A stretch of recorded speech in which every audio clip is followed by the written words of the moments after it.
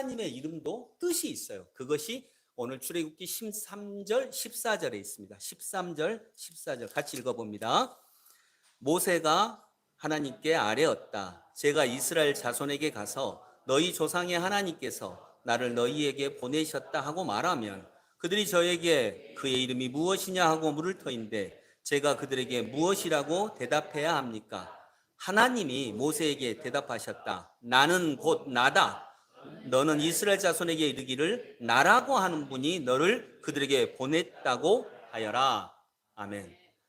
자, 여기서 하나님의 이름이 원어에는 여호와라고 하는데 이건 발음이 틀린 것입니다. 진짜 발음은 야훼입니다. 야훼. 근데 이제 100여 년 전에 성경을 번역하다 보니까 이게 이제 그런 정보들이 온전하지 않아서 여호와라고 번역을 했고 현재 우리가 다 그렇게 쓰고 있으니까 이제 바꿀 수가 없어서 그냥 하는 건데 정확한 발음은 야훼입니다.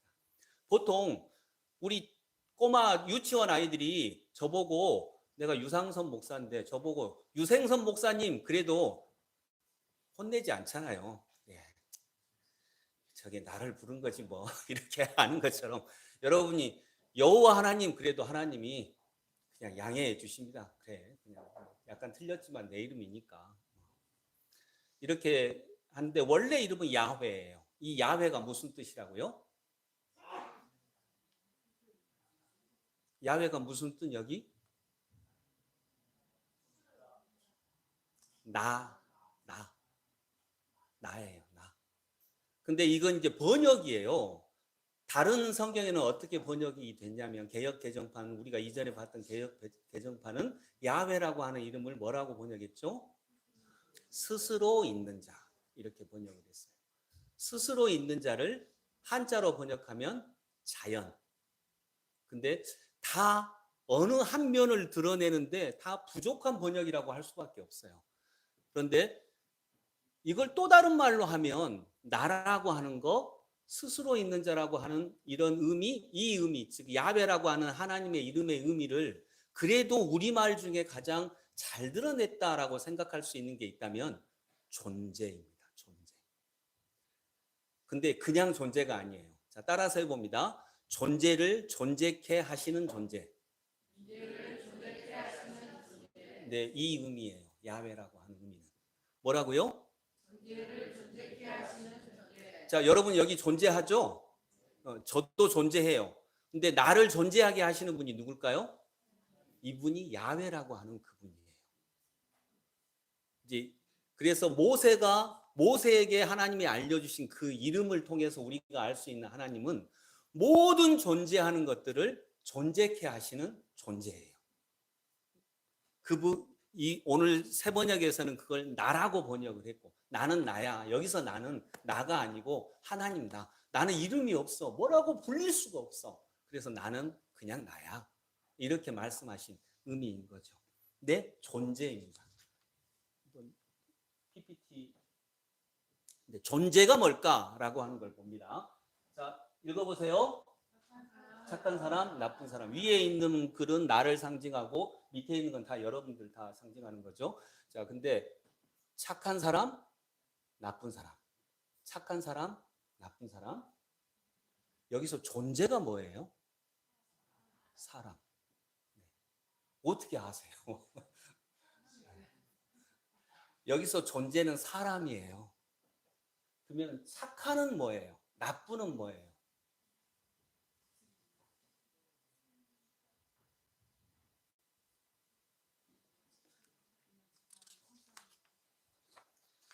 사람은 존재입니다. 존재는 사람이에요. 근데 착한, 나쁜 앞에 붙은 형용사는 생각, 내 생각, 그다음에 내 판단, 내 머리에서. 여러분, 착한 사람, 착한은 어디서 나왔어요? 여기서 나왔잖아요.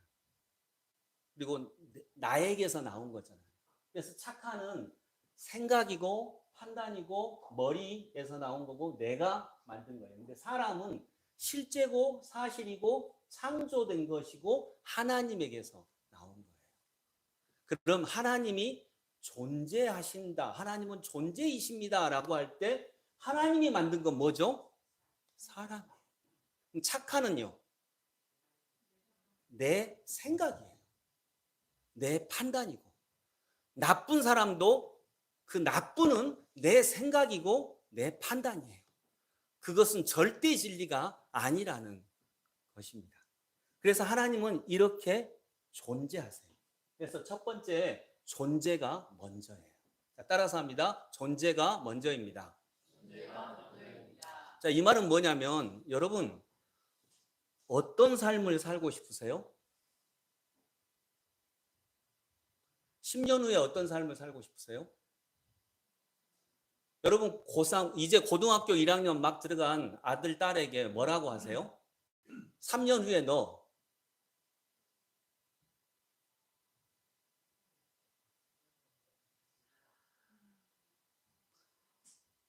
어떤 삶을 살고 싶으세요?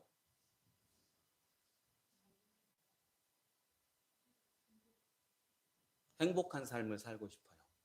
또 자유로운 삶을 살고 싶고요. 또 넉넉한 삶을 살고 싶죠. 또 이왕이면 빛나고 유명한 삶을 살고 싶잖아요. 그렇잖아요. 그런데 그렇게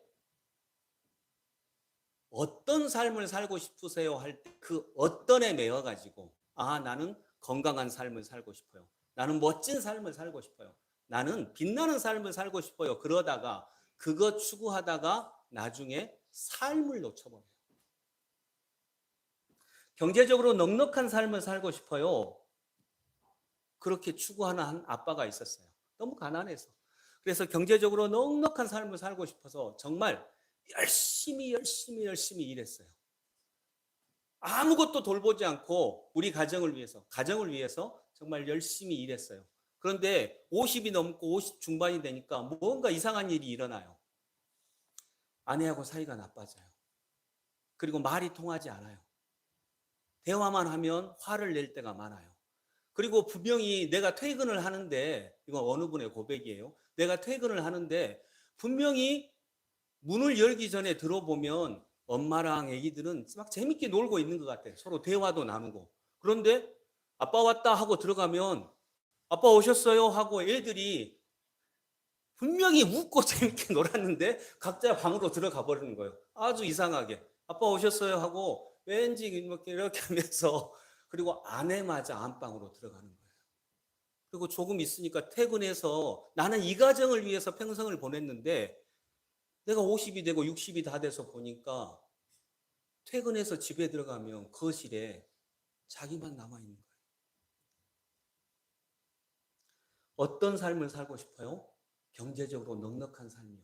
그래서 이분은 경제적으로 넉넉해졌어요. 근데 삶이 없어요. 어떤 삶을 살고 싶어요? 라고 이걸 추구하며 살다가 그 어떤 때문에 어느 순간 보니까 삶이 없어져 버렸어요. 그래서 여러분 어떤 삶을 살고 싶어요? 라고 말하면 뭐라고 대답해야 그래도 하나님의 진리에 가까울까요? 삶을 살고 싶어요. 어떤이 먼저가 아니에요.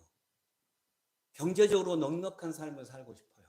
훌륭한 삶을 살고 싶어요. 이게 먼저가 아니에요. 먼저는 나는 그냥 삶을 살고 싶어요. 산다라고 하는 게 무엇인지 그거에 따라서 삶을 살고 싶은 거죠. 그래서 여러분 삶이 먼저예요. 하나님의 이름이 존재라고 했는데 존재는 바로 그걸 얘기하는 거예요. 나는 삶을 살고 싶은 거예요. 하나님을 만나고 그 하나님을 통해서 내가 살고 싶은 삶은 삶 그 자체예요. 아내와 남편과 함께 손을 맞잡고 산책도 하고 또 자녀들과 맛있게 밥도 먹고 또 함께 웃고 얘기하고 드라마를 보더라도 드라마 함께 모여서 같이 보고 또 축구도 응원하고 어려운 일이 있을 때 같이 얘기해서 그 고난을 함께 건너가지고 힘들고 어려울 때 그 사람들에게서 힘을 얻고 이게 삶이에요. 근데 하나님이 존재이시다라고 하는 말은 바로 우리는 어떤 삶을 살고 싶은 게 먼저가 아니고요. 나는 그냥 삶을 살고 싶은 거예요. 여러분, 교회 어떤 교회 하고 싶어요? 10,000명 모이는 교회예요. 저는 10,000명 모이는 교회 해달라고 기도를 한 적이 한 번도 없어요. 한 2번 했어요. 많이는 안 했어요. 한 2번 했는데. 근데 우리가 존재가 먼저라고 할 때는 나는 10,000명 모이는 교회를 추구하는 게 아니라 교회를 추구하는 거예요. 그 말에는 교회다운 교회라는 이름이 있겠죠. 그래서 여러분, 뭐가 먼저예요? 존재가 먼저예요. 하나님은 존재를 먼저 보세요. 그래서 그가 어떤 걸 삶에서 읽었는지, 성공했는지, 돈을 많이 벌었는지 이런 걸 보지 않고요. 삶을 봐요. 하나님은 그러신 분이다라고 하는 거죠. 그래서 삶이 먼저입니다. 여러분 어떤 삶을 살고 싶어요? 예, 삶다운 삶을 살고 싶죠. 이게 존재라고 하는 하나님의 이름에 담긴 의미예요. 나는 스스로 있는 자 아니라 나는 돈에 의지하지도 않고요. 여러분 김소월 시인의 산유화라고 하는 시 아시죠? 산에는 꽃 피네 꽃이 피네 가을 봄 여름 없이 꽃이 피네. 나도 쓰겠어요. 예, 산에 피잖아요. 산에는 꽃 피네 꽃이 피네 가을 봄 여름 없이 꽃이 피네. 여러분도 다 쓰잖아요. 근데 그 다음 구절이 너무 아름다운 구절이에요. 산에 피는 꽃은 저만치 혼자서 피어있네. 산에 피는 꽃은 누가 너 이쁘다라고 해서 그 사람 앞에만 피어있는 게 아니에요. 그냥 산에 피는 꽃은 나하고 아무 상관없이 내가 저 꽃을 이쁘다고 하든지 못났다고 하든지 너는 장미꽃보다 더 안 이쁘다고 하든지 그거하고 아무 상관없이 나하고 떨어져서 저만치 혼자서 피어 있어요. 여러분의 삶도 여러분이 누군가 여러분에게 당신은 성공한 사람이에요. 당신은 좋은 사람이에요. 당신은 멋진 사람이고요. 이렇게 말하고 또 어떤 때는 당신은 실패했어요. 당신은 실패자예요. 아무것도 아니에요. 그런다 할지라도 그런 평가하고 저만치 떨어져서 그냥 혼자 피어 있는 존재 그 자체가 되시기를 소망합니다. 이것이 하나님의 이름의 뜻입니다. 두 번째 같이 읽어볼까요? 시작. 존재는 아름답습니다. 생각 밖의 세상을 만난 존재는 아름답습니다. 예, 존재는 먼저이면서 또 동시에 아름답습니다. 오늘 7절 말씀을 볼까요? 7절 출애굽기 3장 7절 같이 읽습니다. 주님께서 다시 말씀하셨다. 나는 이집트에 있는 나의 백성이 고통받는 것을 똑똑히 보았고 또 억압 때문에 괴로워서 부르짖는 소리를 들었다. 그러므로 나는 그들의 고난을 분명히 안다. 아멘. 자, 여기서 보면 지금 이스라엘 백성들이 이집트에서 고통받고 있어요. 노예 생활을 하고 있어요. 그리고 하나님께서 모세에게 명령을 하셔서 너는 노예 생활을 하고 있는 저들을 노예 생활에서 끄집어내라. 그래서 출애굽기예요. 출애굽기. 나갈 출에다가 애굽이 이집트란 말입니다. 이집트를 한자로 이렇게 바꾼 거예요. 옛날에 한자로 번역을 하다 보니까. 그래서 출애굽기는 출이집트에 대한 기록입니다. 노예에서 탈출한 기록이다라고 하는 거죠. 이때 그들은 너무 고통스러웠어요. 너무 아프고 힘들고 고통스러웠습니다. 싫었죠. 삶이 싫었고 아팠습니다. 그런데 그때 하나님은 어디 계셨어요?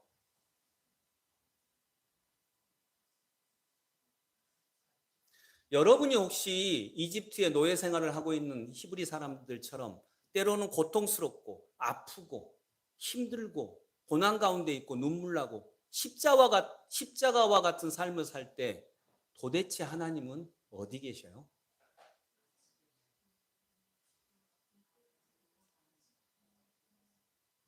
네, 바로 그 가운데 계세요. 그래서 오늘 하나님이 내가 너희들을 이끌어내리라 하고 말씀하시면서 그 가운데 계시는 거죠. 근데 그냥 내 뜻대 아까 나쁜 사람이라고 할 때 나쁘는 좋은은 내 생각 내 판단이라 그랬어요. 내 생각 내 판단인데 내 생각대로 인생이 되게 많이 안 되죠. 예, 내 생각대로 잘 안 되죠. 예, 삶이 내 생각대로 되나요?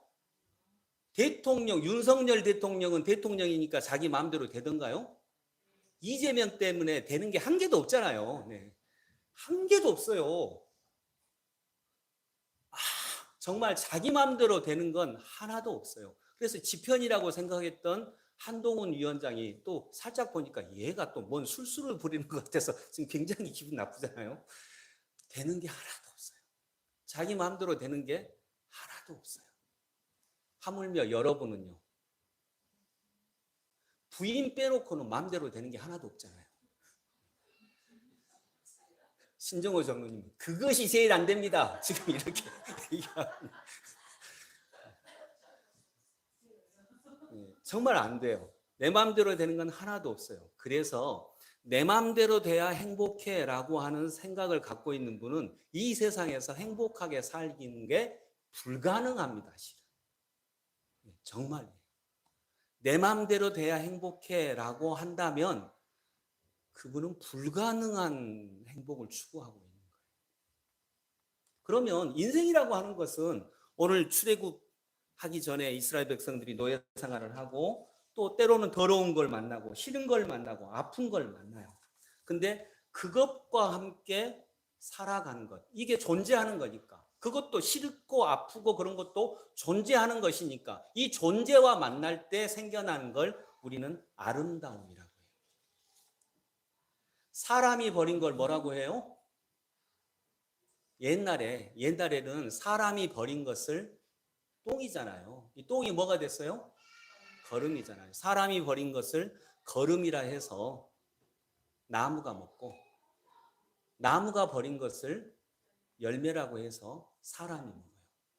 그래서 하나님의 뜻은 이런 조화입니다. 내게 싫은 것이 왔어요. 내게 고통이 왔어요. 삶이 내게, 하늘이 내게 그걸 버렸어요. 그걸 내가 열매로 달리 맺기도 하고 또 내 삶의 걸음으로 만들기도 하고 이걸 조화라고 하고 조화는 하나님 편에서 아름다움이에요. 아픔을 만날 수도 있습니다. 그러면 아픔과 조화롭게 살아갈 수 있고요. 아픔을 통해 더 큰 건강을 만나기도 합니다. 건강을 만날 수도 있고 그러면 건강과 또 조화롭게 살아갑니다. 이런 삶을 아름다움이라고 하며 이것이 내가 존재한다는 것입니다. 하나님은 나를 이렇게 존재케 하시는 존재이신 거죠. 십자가를 통해서 십자가는 아픔이었는데 이 아픔을 통해서 인류를 구원하십니다. 제 개인적으로도 가장 힘들 때 저는 하나님을 더 깊이 만났고 가장 힘들 때 아내와 훨씬 더 친밀한 교제를 나눌 수 있게 됐었고 그리고 또 대화 이 부분을 만났던 경험이 있습니다. 그래서 어떤 삶을 만나도 하나님을 만나면 더 큰 것을 만나는 삶으로 나아갈 수 있습니다.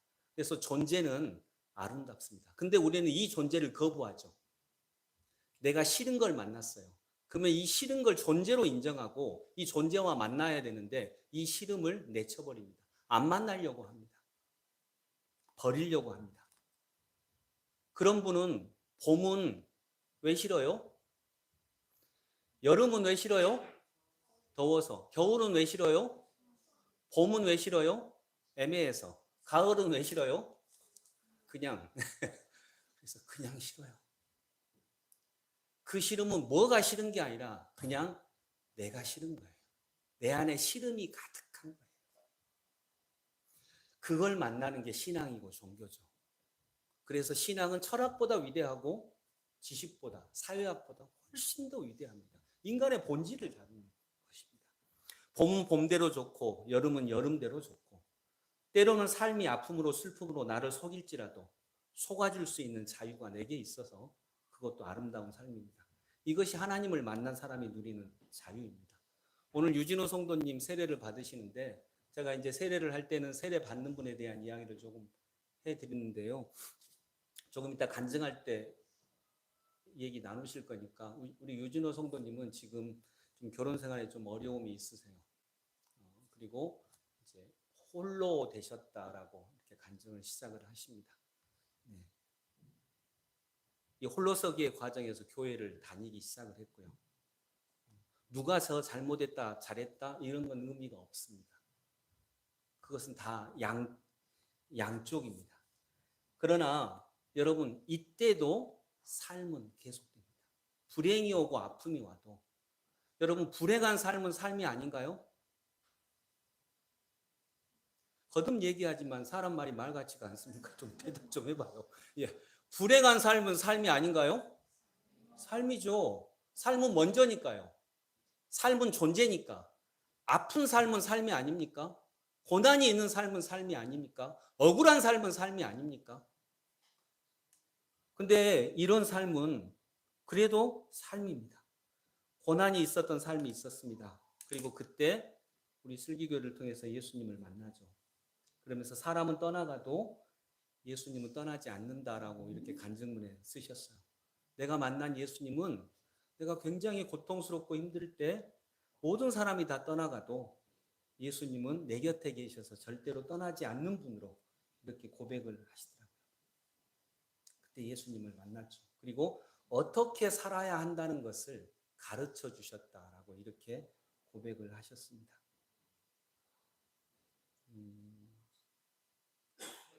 여러분 그래서 존재는 아름답습니다. 특별히 생각 밖의 세상을 만납니다. 이런 일들은 생각 밖이거든요.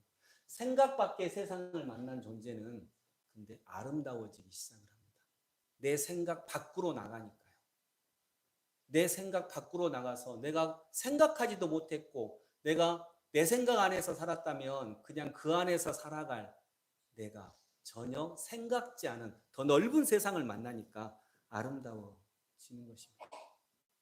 그래서 존재는 먼저이고 존재는 아름답습니다. 그리고 그 근원에 우리가 믿는 하나님이 계십니다.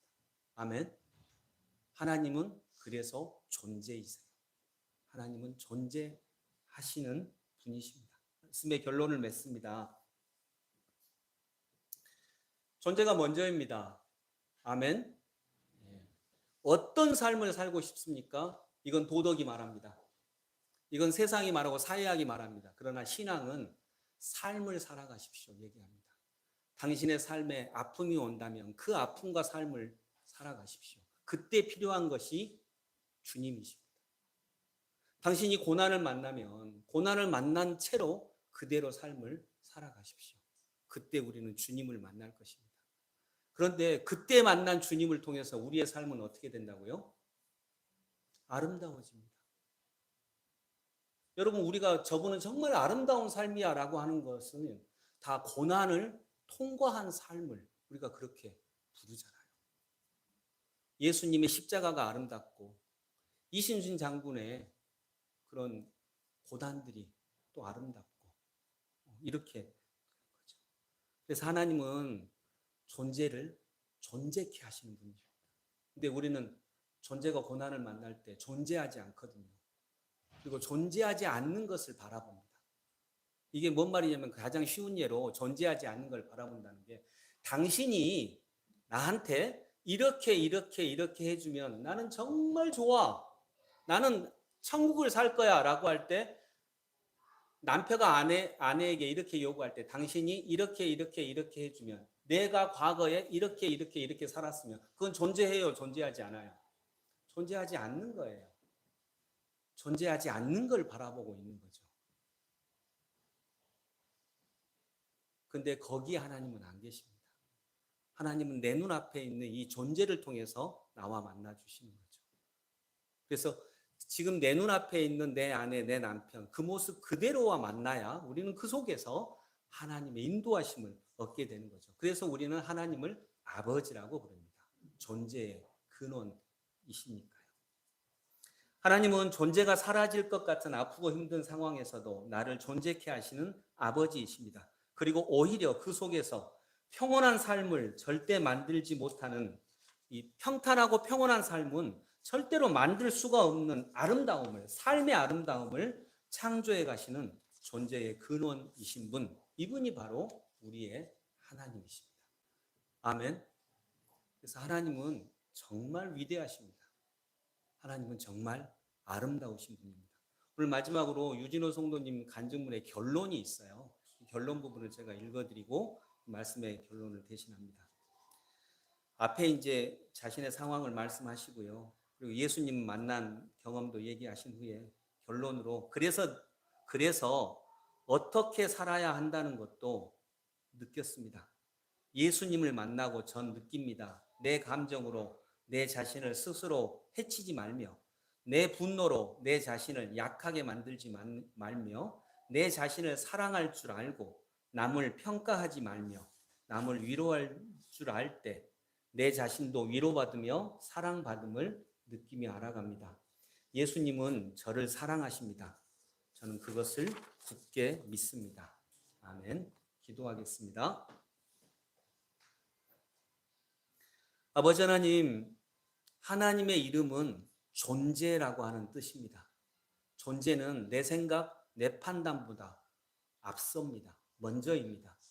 또 내가 고난의 과정 속에서도 그 존재를 만날 때 내 삶은 어떠를 넘어서 삶을 만나게 되고 그리고 그렇게 만난 삶은 참 아름답습니다. 주님, 우리 사랑하는 성도들 모두 하나님의 절대적인 아름다움을 만나는 은혜를 더하여 주옵소서. 예수 그리스도 이름으로 기도드립니다. 아멘.